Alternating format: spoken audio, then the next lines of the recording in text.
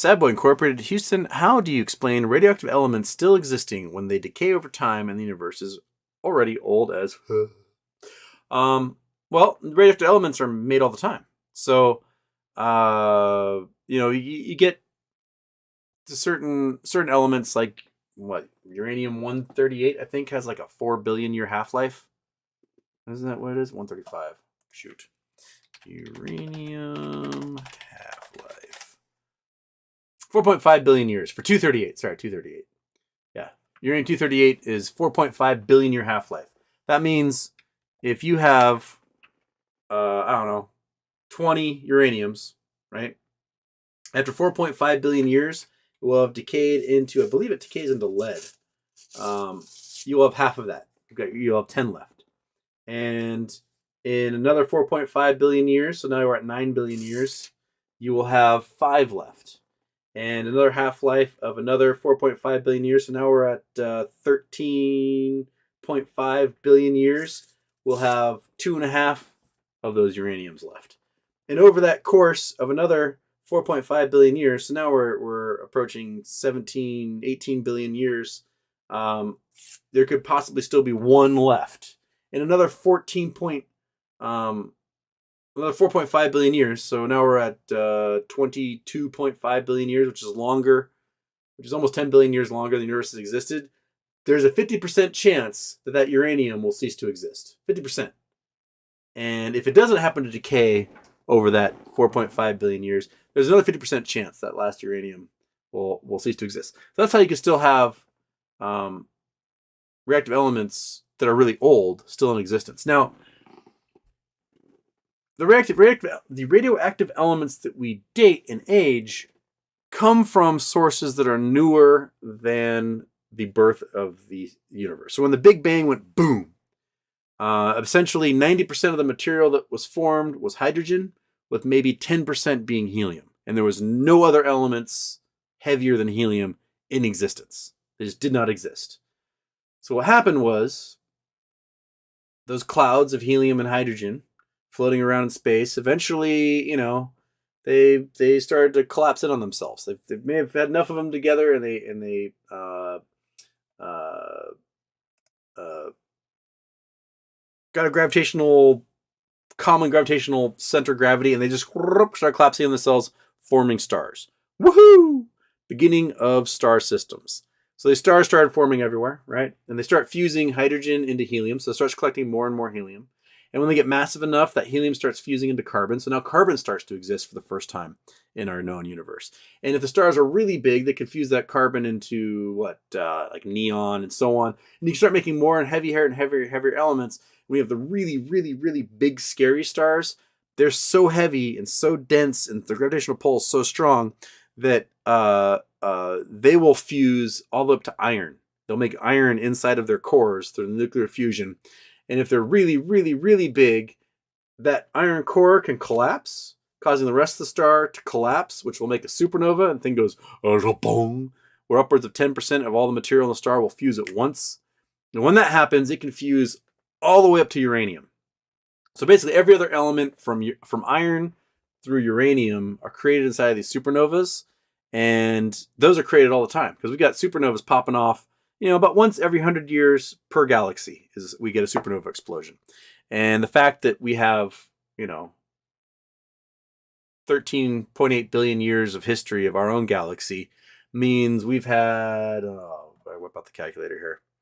Calculator. Let's just, all right, gotta go there. Gotta go calculator. Gosh, means I gotta turn off. Turn off. Calculator. There we go. All right. So we got 13.8 billion years, right? Oops. Gotta throw that 8 in there. That's important. 13,800,000,000 years of our galaxy existing, right?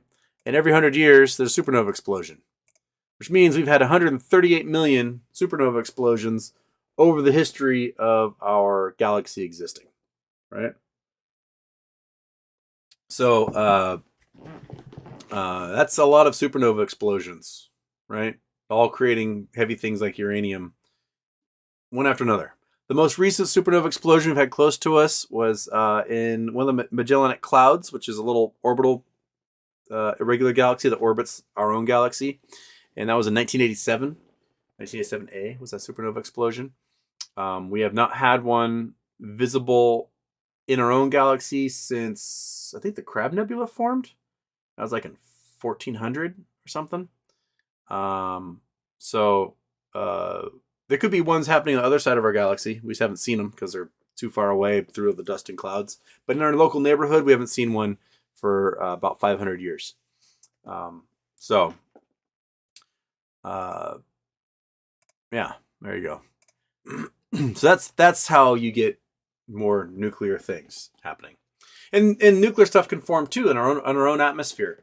We got high charged particles coming from the sun, and if they hit a CO2 atom wrong, they can make for carbon-14, which is a radioactive isotope of carbon. And eventually that will decay into nitrogen after 5,000 years? Crap, can't remember.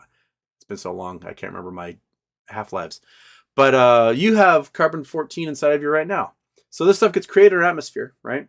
Two little particles coming from the sun, hits a carbon atom wrong, creates carbon-14, knocks off a couple of neutrons.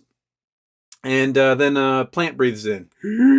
Plant breathes it in, forms some carbon-14 into its structure. It's, it might turn into a part of a banana or, some nuts in a tree or whatever.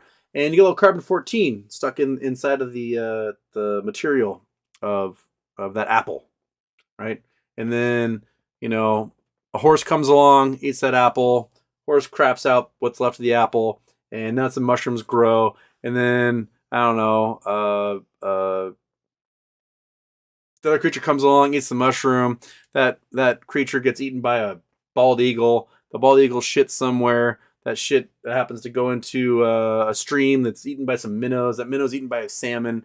And then you go to the grocery store and you buy the salmon, right? And now you just ate some carbon-14. Carbon-14 went into your body. You're now putting that carbon into your muscle tissue, organs, whatever, and then you die. Plunk, right? The moment you die, you stop absorbing carbon-14. You will not take in any more carbon-14 into your body. You're dead. It could be in your bones. It could be in your hair, whatever. And the clock starts. So the half-life of that carbon-14 is I put this up. Half-life carbon-14. 5,730 years. Okay. So after 5,730 years, if we were to look at the molecules in your body that should contain carbon, we see a whole bunch of them perhaps containing nitrogen instead of carbon because it decays into nitrogen. Then we know this molecule originally had carbon in it, but now we see nitrogen in it. Therefore, it has decayed from carbon-14 into nitrogen. And we can also look at the atoms of different compounds and say, we got all these carbon-14s in here. So let's count how many carbon-14s there are and how many nitrogen atoms there are. We can figure out how long this thing has been dead. We can radiocarbon date this dead person, right? So when we find a cave with some bodies in it, I don't know, from some druids or something, we can scoop out their carbon, or what should be carbon. We go, okay, we have, in this case, we have 10 carbon, and we've got 10 nitrogen. And if that's the case, then it's been 5,730 years since that thing died. Because if it was yesterday, it would be all carbon, right? But now it's just half carbon, half nitrogen, so it's a half-life. If it happens to be, 5 and 15, then we could say, it's been 2,000 years or whatever. And we can date it that way. So there you go.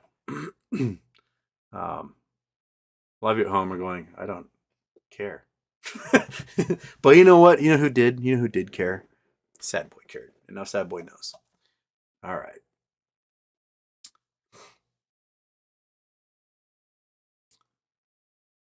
Jonah Fader, did you see the astronomers detected an icy volcanic comet erupting in our solar system?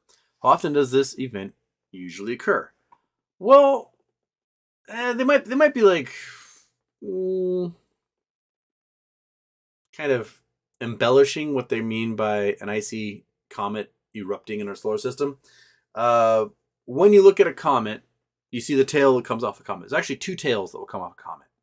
One tail is sort of the vapor trail of material that's coming behind it. The other tail is from the solar winds of the sun. It will just go the opposite direction from wherever the sun is. And that is from like the sun warming particles, those particles getting hit with solar winds and then blowing away from the object. But when comets get close to the sun, they start to warm up. And when they start to warm up, you get volatile explosions. So you get eruptions that come off of them. And that's where the debris stream from the tail comes from. So whenever the comet gets close to the sun, then it starts to erupt, and then it starts to make a debris trail until it goes around the sun and ends up far away again, and then it cools off and stops having a tail again.